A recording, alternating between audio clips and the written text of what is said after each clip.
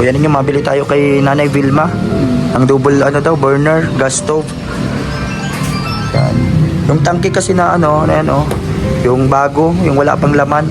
Kasama na ang ano yan, regulator, mga nasa 3.7. Yung budget dito na pinadala ni Tita Lisa, saktong 4,000. Kaya dagdagan ko na lang muna, kuya ninyo siguro, para magamit na. Kasi naghahanap na tayo doon sa iba, wala. Ang mamahal din. Paano pa ako? Pakuha po nung regulator na yung isang tangke po na bago, may laman na. Opo. Bali 3.7 ano po yan? Kasama po yung 4.7 na lahat po. Sige po, dagdagan ko na lang muna. Ito, tapos isa po nito, kuha ka kuya ninyo.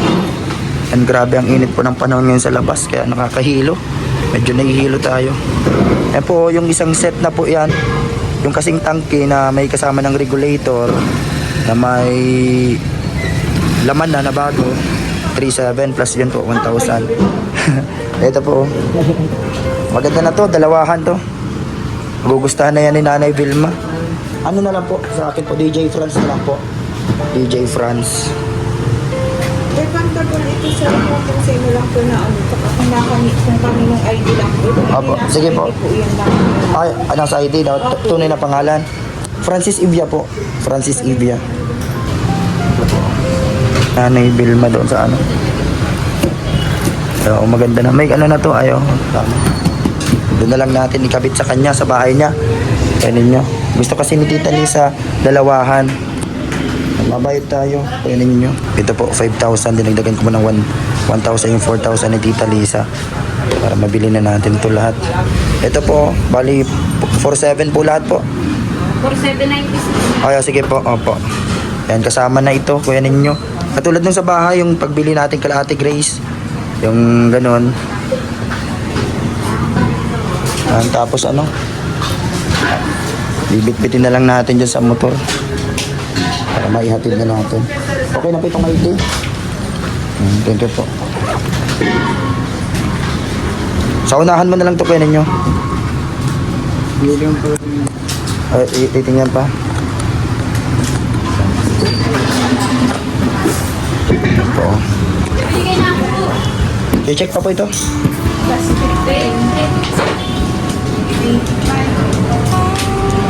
Ito na po yung sukli. Ito kasama ito. So, ito. Yung nabalian siya. Dalawang resibo. Ay, tatlo. Bali, ano lahat? 4,790. 4,790. Plus. Yan, tapos makuha ng bago. Sa unahan, sa ano na lang natin. Yan, yung ano kuya ninyo, yung double burner. Dapat na lang sa unahan niya, ano. Oh, grabe ang init po. Medyo nahihilo tayo ngayon. Sa init ng panahon. At yung ano medyo bago. At sinecheck pa ni kuya. Yan po. Ayan. Bagong ano. Tapos yung medyo bago-bago din pong tangke. Para ano. Yan. Ay kulay ano siya oh. Ayun may inaalis man lang yan kuya ninyo no. Nahalo yan. Yung kulay blue. Salamat Tita Lisa. Salamat po Tita Lisa sa bigay nyo kay Nanay Vilma. Napaka buti ng puso ninyo. Tita Lisa ng California. Talagang grabe ang pagmamahal nyo. At bukod doon sa 4,000 pesos na pangbili ng gas stove na double burner na may tangke ay bibigay ko din sa kanya yung 3,000 pesos na pinapabigay ni Tita Lisa kasi pambili daw po ng ano, kaldero, takuri, ng kawali, ganyan, mga baso. Kaya yun, nagdagdag na lang tayong 1,000 muna dito sa ano. Bali 700 plus lang yung nadagdag pala natin. Kasi 4,000 yung budget para dito yung pinadala ni Tita Lisa.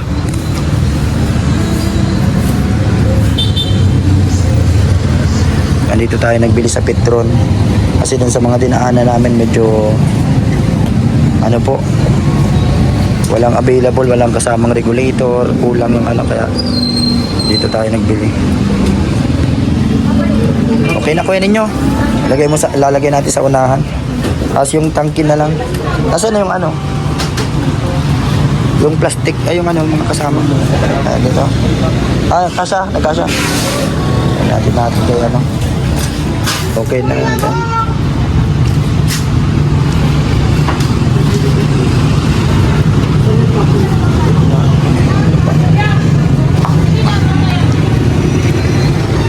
Kakalong na lang natin yung isa. Alin po ang ano?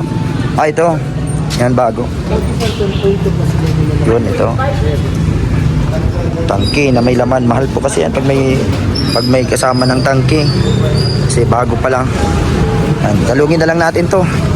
So, tara po. Punta na tayo kay Nanay Vilma. Ihatid na natin to.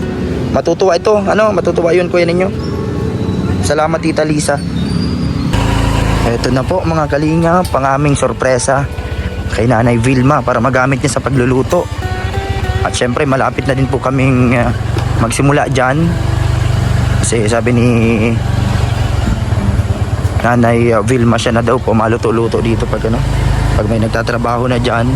Tapos si Tita Lisa sabi niya mabili daw siyang ano, mga minsan pag ano, pagkain ng ano, karpintero ng mga gagawa. So ito. Ano kaya?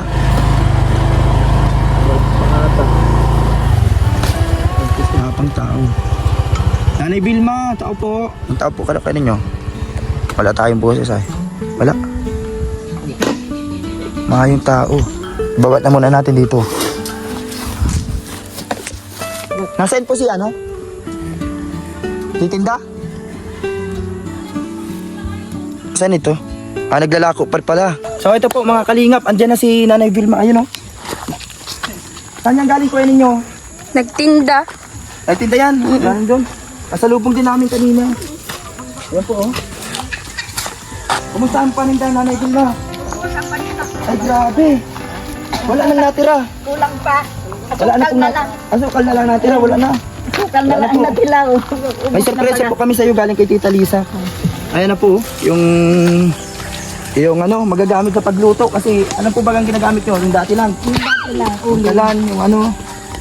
Yung diuling. Ayan po, binili namin ni Kuya Ninyo. Ayan po, dun sa Petron.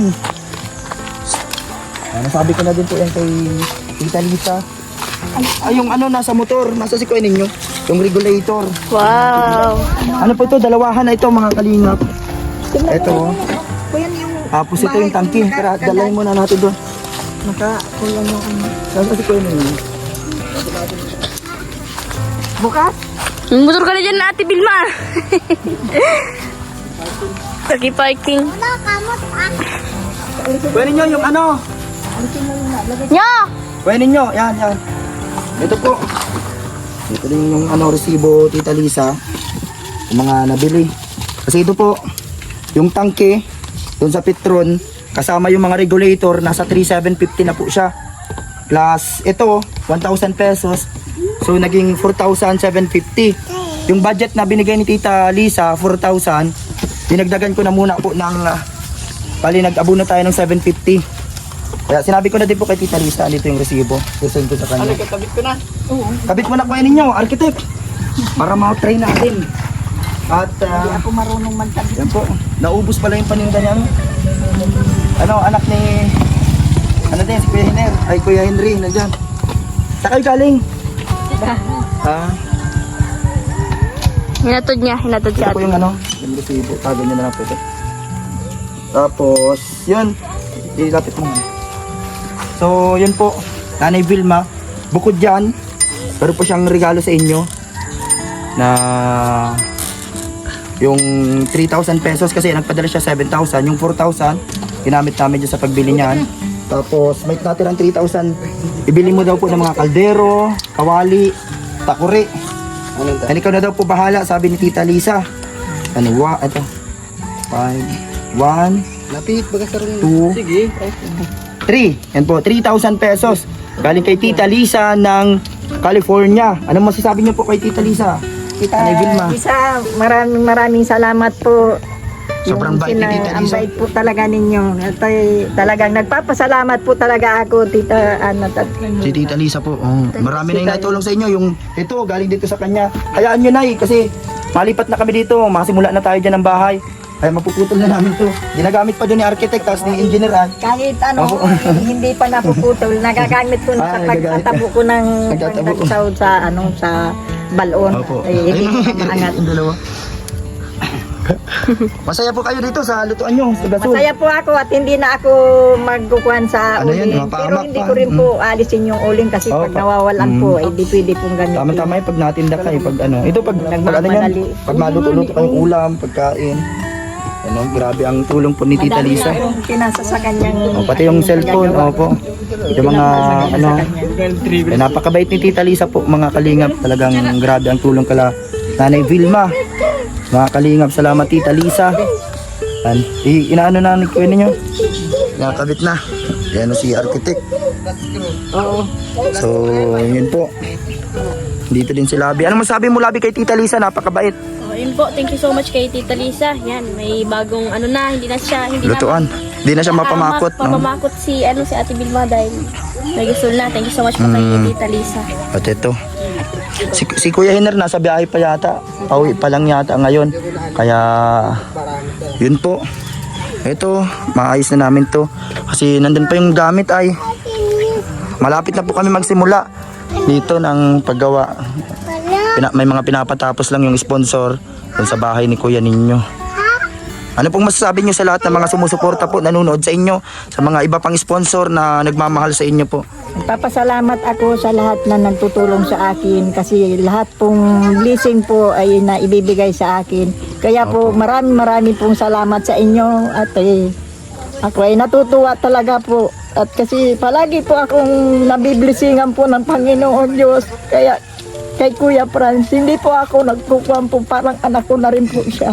Opo. Simula po, nagkuhan po siya, mabait po siya sa akin. Kaya po, nagtitiwala ko po sa kanya lahat ang aking Opo. galing po sa inyo. Yan po. Kaya marami po salamat, Tita. Tita Lisa. Tita Lisa, marami pong salamat at mayroon na pa akong gagamitin ng gasol. Hindi na po ako mahihirapan sa pagluluto ko ng aking pangapaninda. At saka yung lulutuin ko po sa kanilang pagkain sa paggagawa ng bahay. Kaya po marami po salamat Tita Lisa.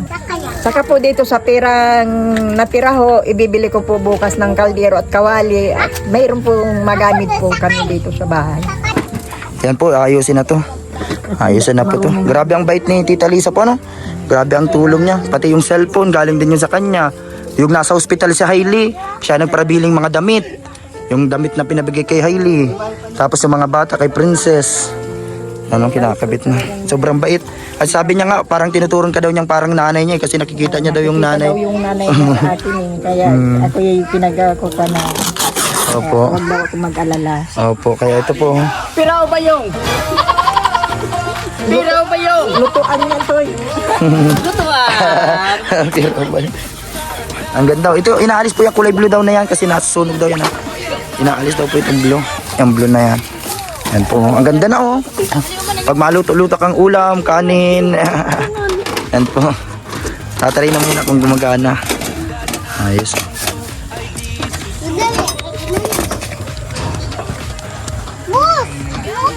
Naubos po pala yung paninda nyo. Anong oras po kayo nagawa ng ano? Ano, alas 11, nagagawa na ako.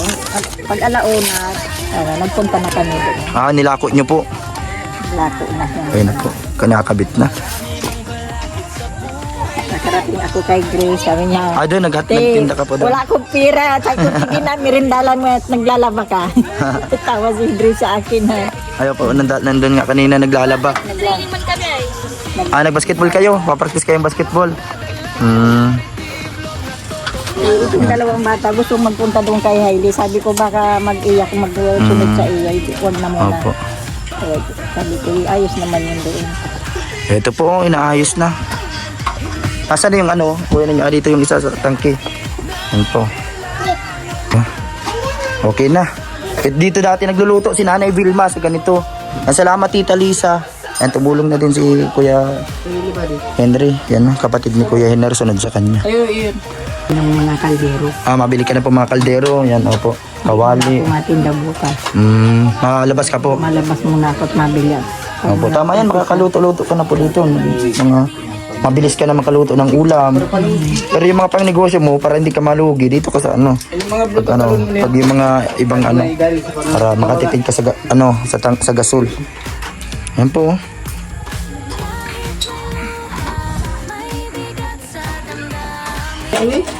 Okay na yan. Yan ang ayos na. malagan May ako dyan yun, kaya lang wala ako yung isang bumbilyo na makalgo. Pero mayroon akong panlagay pang wero. Yan, ayos po. Kaya try natin ito guys oh.